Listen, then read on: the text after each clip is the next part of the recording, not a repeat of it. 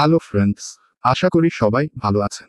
আমার আগের ভিডিওতে সাবকনসিয়াস মাইন্ড কিভাবে প্রোগ্রাম হয়ে আছে এবং ভিজুয়ালাইজেশন এর মাধ্যমে কিভাবে খুব সহজেই আপনার সাবকনসিয়াস মাইন্ড রিপ্রোগ্রামিং করা যায় তার একটা প্রাথমিক ধারণা দিয়েছিলাম। আজকের ভিডিওটি হবে গাইডেড ভিজুয়ালাইজেশন, যার মাধ্যমে আপনি খুব সহজে আপনার মনের ইচ্ছা সাবকনসিয়াস মাইন্ডে প্রোগ্রাম করতে পারবেন। সঠিকভাবে ভিজুয়ালাইজেশন করার কিছু পূর্বশর্ত রয়েছে, আগেই বলে রাখি। প্রথমত, আপনাকে সম্পূর্ণ বিশ্বাস এবং ফিলিংস নিয়ে ভিজুয়ালাইজেশন করতে হবে। না হলে টানা 1 বছর ভিজুয়ালাইজেশন করলেও কোনো লাভ হবে না।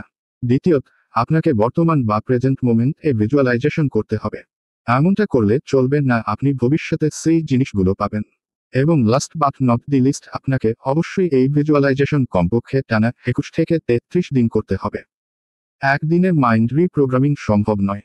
এজন্য আপনি শুনে থাকবেন কোনো অভ্যাস গঠিত হতে অন্তত 21 দিন লাগে।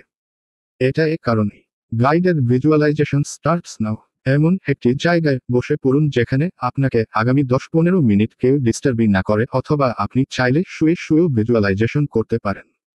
এবার আপনি আপনার চোখ বন্ধ করে নিন এবং কিছুক্ষণ আপনার শ্বাসের দিকে মনোযোগ দিন, যাতে মনে আসা অহেতুক চিন্তাগুলো কমে যায়। এখন আপনি আপনার কল্পনায় দেখতে চেষ্টা করুন আপনি যা হতে চান সেটাকে আপনি বর্তমান মুহূর্তে 3 ডাইমেনশন বা চলমান অবস্থায় দেখুন, অনেকটা মুভির মতো। আপনি সাউন্ড ভিজুয়াল সবই রাখবেন সেখানে, তবে সবচেয়ে গুরুত্বপূর্ণ হচ্ছে ফিলিংস আনা। ফিলিংস সহ ভিজুয়ালাইজেশন করতে আপনি আপনার কাছের মানুষ বা প্রিয়জনের মুখগুলো দেখতে চেষ্টা করুন, যারা আপনার সাকসেস দেখে কত খুশি বা আপনার যা প্রয়োজন সেগুলো পেলে যেরকম খুশি হতেন তেমন ফিল করুন। এভাবে আপনি প্রতিদিন অন্তত 10 থেকে 15 মিনিট সকল নিয়ম মেনে টানা 21 থেকে 33 দিন ভিজুয়ালাইজেশন করলে আপনার মাইন্ড রিপ্রোগ্রাম হয়ে যাবে এবং আপনিও এর রেজাল্ট দেখতে পাবেন। ততক্ষণ পর্যন্ত সকলে ভালো থাকবেন।